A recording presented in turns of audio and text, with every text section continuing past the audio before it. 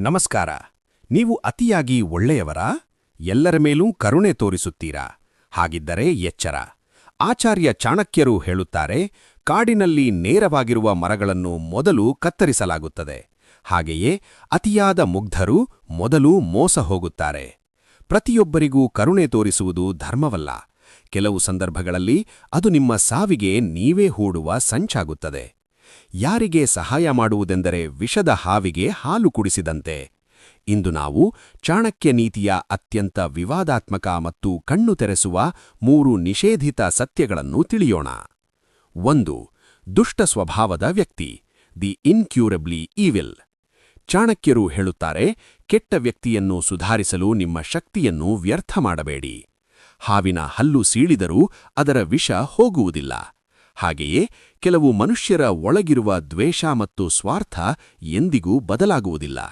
ಇಂತಹವರ ಮೇಲೆ ಕರುಣೆ ತೋರಿಸಿ ಅವರಿಗೆ ಸಹಾಯ ಮಾಡಿದರೆ ಅವರು ಚೇತರಿಸಿಕೊಂಡ ತಕ್ಷಣ ಮೊದಲು ನಿಮಗೇ ಏಟು ನೀಡುತ್ತಾರೆ. ಕೆಟ್ಟವರ ಜೊತೆಗಿನ ಸಂಪರ್ಕವು ಕಪ್ಪು ಮಸಿಯಂತೆ. ನೀವು ಎಷ್ಟೇ ಜಾಗರೂಕರಾಗಿದ್ದರೂ ಅದು ನಿಮ್ಮ ಮೇಲೆ ಕಪ್ಪು ಚುಕ್ಕೆಯನ್ನು ಬಿಟ್ಟೇ ಹೋಗುತ್ತದೆ. 2. ಗುಣವಿಲ್ಲದ ಮತ್ತು ಚಾರಿತ್ರಹೀನ ಸ್ನೇಹ. ಚಾಣಕ್ಯರ ಈ ಮಾತು ವಿವಾದಾತ್ಮಕ ಎನ್ನಿಸಬಹುದು. ಯಾರ ಜೀವನದಲ್ಲಿ ಗುರಿಯಿಲ್ಲವೋ ಮತ್ತು ಯಾರ ನಡವಳಿಕೆ ಸರಿಯಿಲ್ಲವೋ ಅವರಿಂದ ದೂರವಿರಿ. ಇಂತಹವರ ಮೇಲೆ ಸ್ನೇಹದ ಹೆಸರಿನಲ್ಲಿ ಕರುಣೆ ತೋರಿಸಿದರೆ ಸಮಾಜ ನಿಮ್ಮನ್ನು ಅವರಂತೆ ನೋಡುತ್ತದೆ. ಕೆಟ್ಟವರ ಸಹವಾಸವು ಹಾಲಿಗೆ ಬಿದ್ದ ಒಂದು ಹನಿ ವಿಷದಂತೆ. ನೀವು ಎಷ್ಟೇ ಪ್ರಾಮಾಣಿಕರಾಗಿದ್ದರೂ ನಿಮ್ಮ ಸುತ್ತಮುತ್ತಲಿರುವವರ ಗುಣವೇ ನಿಮ್ಮ ಭವಿಷ್ಯವನ್ನು ನಿರ್ಧರಿಸುತ್ತದೆ. ಇಂತಹ ಸಂಬಂಧಗಳನ್ನು ಕತ್ತರಿಸಿ ಹಾಕುವುದು ದ್ರೋಹವಲ್ಲ, ಅದು ನಿಮ್ಮ ಆತ್ಮರಕ್ಷಣೆ. 3.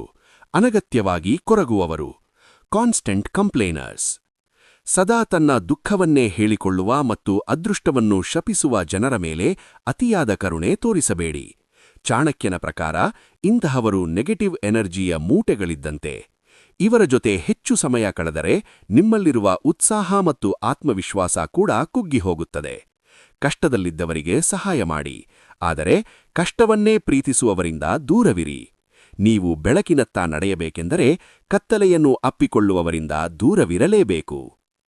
ಜಗತ್ತು ಕಾಣುವಷ್ಟು ಸುಂದರವಿಲ್ಲ.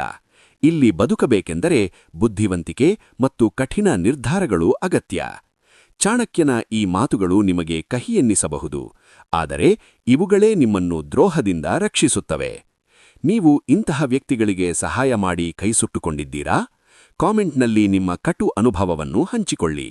ನಿಮ್ಮ ಮುಗ್ಧ ಗೆಳೆಯರಿಗೆ ಈ ವಿಡಿಯೋ ಶೇರ್ ಮಾಡಿ ಅವರನ್ನು ಎಚ್ಚರಿಸಿ.